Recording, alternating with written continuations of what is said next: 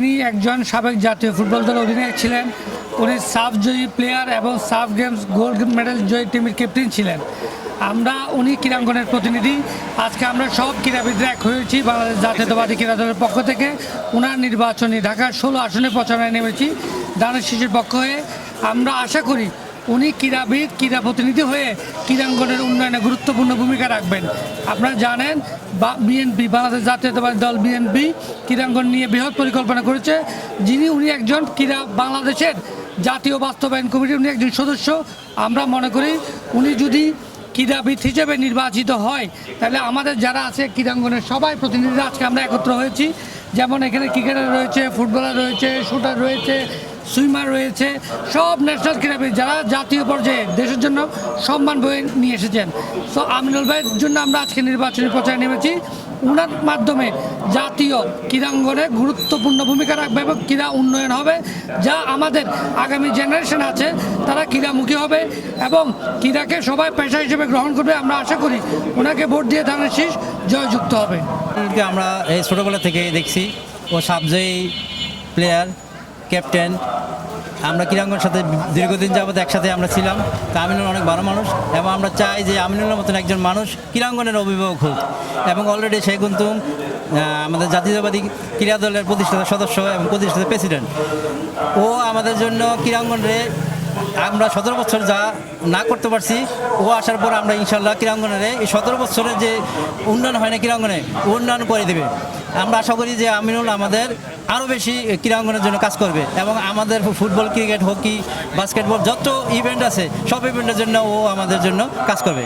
যে ক্রিকেটার আমার ভাইয়ের কাছে চাওয়া হচ্ছিল যে খেলা যে হচ্ছে না, সে আল্লাহর রহমতে যদি সংসদে যায় এবং সে যদি দায়িত্ব বহন করে তাহলে আমাদের ক্রিকেট খেলা যে অনিয়মগুলো হচ্ছে, যে কারণে খেলাগুলো হচ্ছে না, খেলাগুলো যেন মাঠে ফিরে। এবং আপনারা জানেন যে ফার্স্ট ডিভিশনে প্রায় 500 প্লেয়ার খেলার থেকে বঞ্চিত হচ্ছে।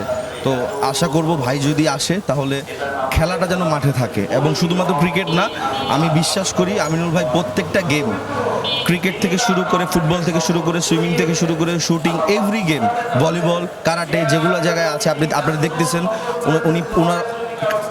ওনার অর্থায়নে জাহিদ ভাইয়ের কারণে বাংলাদেশের অনেক জায়গায় এখন আফটার 5ই আগস্ট অনেকগুলো টুর্নামেন্ট হয়েছে।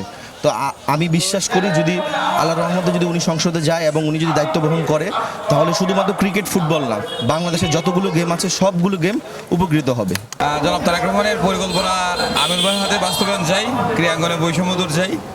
আর ক্রীড়াঙ্গনের পাশাপাশি ঢাকা 16কে বাংলাদেশের অন্যতম মডেল একটি আসন হিসেবে গঠন করার জন্য আমিনুল ভাইকে ভোট দেওয়ার জন্য সবাইকে আহ্বান জানাচ্ছি। অনেক সে আশ্বাস দিয়েছে আমাদের হকিকে উন্নয়ন করার জন্য।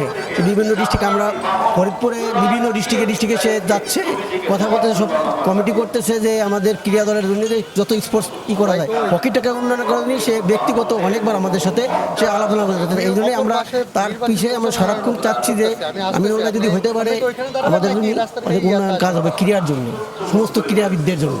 আমিনুল ভাই অনেক ত্যাগী নেতা।